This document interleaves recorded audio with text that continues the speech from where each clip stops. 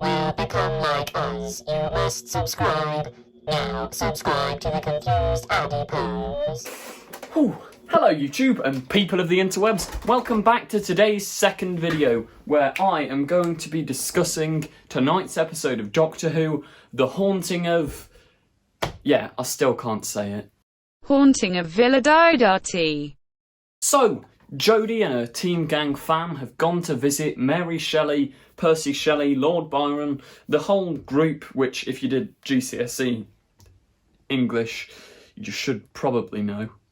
But yeah, they go there to soak up the atmosphere. Don't interfere, don't snog Shelley or Byron or whoever. But yeah, that's beside the point because it's Doctor Who. It's not just going to be a pure historical. We haven't had one of those for like 40 years. But I'm not complaining because it was really quite nice. Ghosts appear, or initially what we think are ghosts are there, haunting the place, smashing vases, creepy weird things appearing to Graham, a mother and a child, or maid and a child, something or other. But later on, it's revealed what I initially thought were going to be the Kasavan. It's the lone Cyberman, and it's after something. Despite Jack's warning, the Doctor gives the Cyberman what it wants, which is the weird sort of, I think it was called Cyberiad. I might be getting confused with something from Nightmare and Silver there. But this weird silvery metal goo, which has all the Cyberman databank, everything throughout the universe. The lone Cyberman wants that. And the Doctor, being the Doctor, put in an impossible situation, which, quite frankly, it was marketed as, and Jack said it would be, this big situation. It wasn't that big. Like, it was still good, but it could have...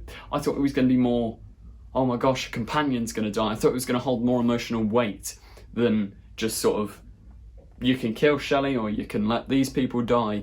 But it still did open up some quite nice moral dilemma things. So, performances, that's the first thing I'm going to talk about. It was brilliant. Jodie is probably at her best. Like, this series, she has kept improving and improving and improving.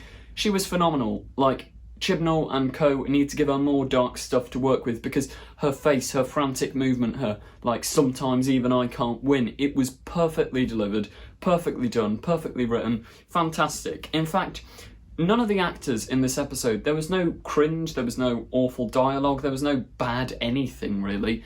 The one minor gripe with characters I'd say is Mary Shelley and co didn't actually have that much to do. But then again, that does come down to this era's problem with, like, including hundreds of side characters. And yes, you get let off for this one because in the villa place that I can't pronounce, it had to be historically accurate. And for what they were perfect. And, like, yeah, they did fine. The lone Cyberman, his performance was brilliant. His voice was really quite good as well. Like, I think I prefer that definitely to the Nightmare and Silver one, pretty much topping the Cybus one. Nowhere near Mondasian, because that is perfect. But yeah, I think really quite impressive. Really enjoyed the look of the lone Cyberman.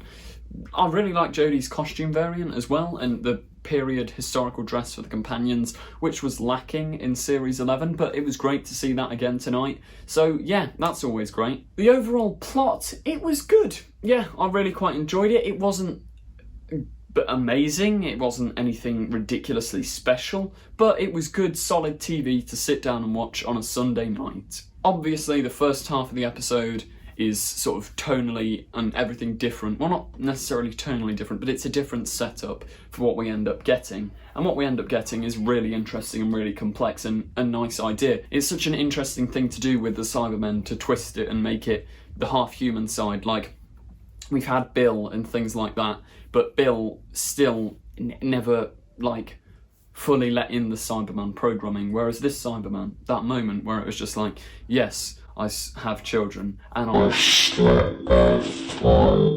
it was like, yikes. But it was really, really good, really horror, interesting, fun, so can't complain about that. The look of the series, once again, phenomenal, great. Maybe a few too dark colours, because especially like when searching for a thumbnail for this video, there is no actual bright image of the lone Cyberman. But then in a way that's good, because it it does the job. It's creepy, it's weird, it's obscure, you can't fully see it.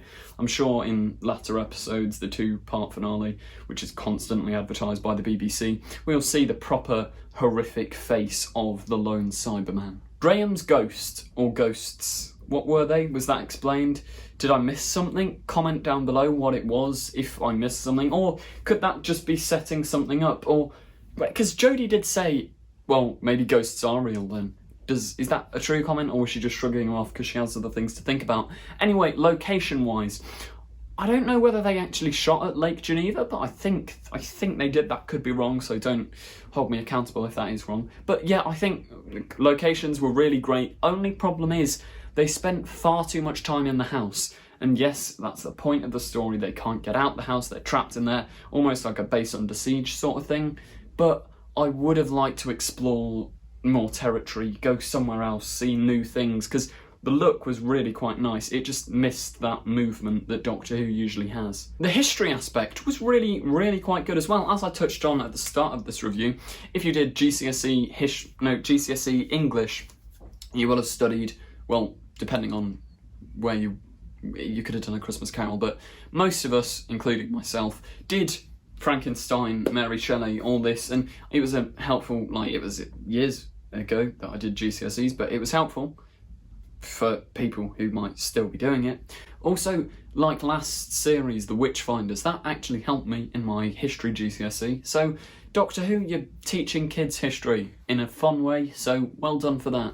I've also thought, there's nothing really that the Not My Doctor crowd can complain at this week, is there? Like, there was no stupid political messages, there was no forced whatever, there was no forced this, that, the other. It was all quite fun. Like, yeah, dab on you. The pacing of the episode, it was pretty solid.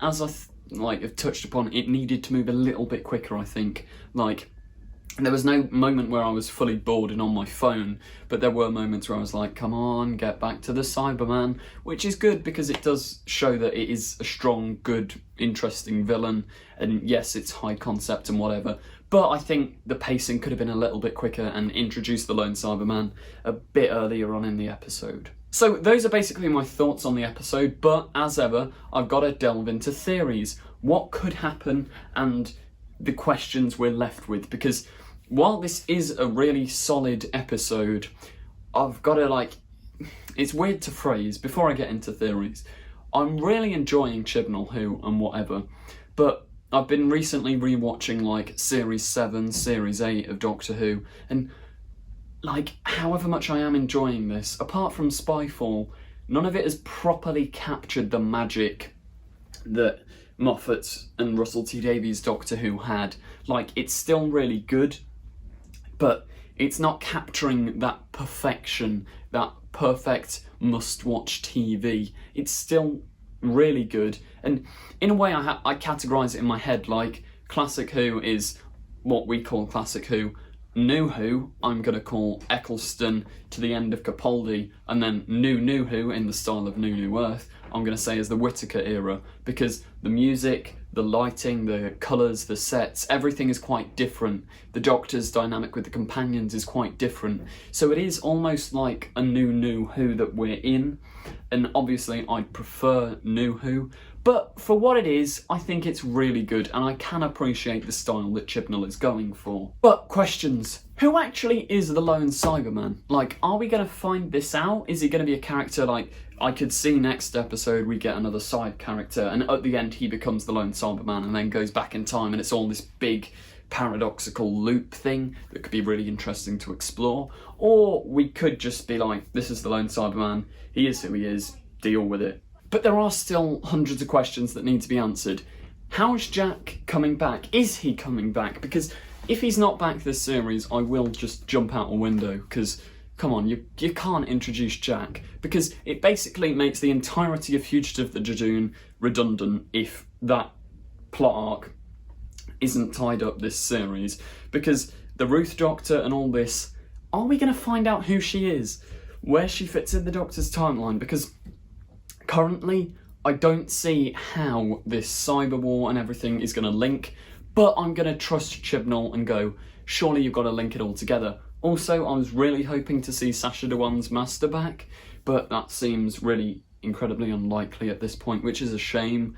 But, you know, you can't have everything in the finale, or can you? Because if the Master, Jack, the Cybermen, and all that, and the Ruth Doctor is in the finale, I mean, it's going to be one hell of an episode.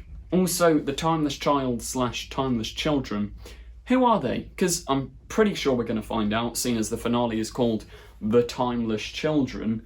But yeah, what does this mean? Also, are the companions going to die? Because, I mean, some of them have got to, if not all of them, probably by next series, or even the Dalek special. I mean, if the companions do have to die, it would be great, like if Jack's in the finale as well, if the Doctor and Jack go off after the companions have gone and died and whatever, the Doctor and Jack go and stop the big Dalek threat that's coming up in that Dalek special, like, that would be amazing. But yeah, that does bring us truly to the end of today's review. If you did enjoy, remember to like, comment, subscribe. You know the drill. Thank you for watching, and please comment down below what you want to happen. Like the video, share the video, subscribe. It really helps me out a lot. We're almost at 1k subscribers, which is, like, phenomenal. If we could reach 1k by the end of, like, by Easter, I'm gonna say, that would be absolutely amazing. I'd be over the moon with that. So yeah, that truly does bring us to the end of today's video.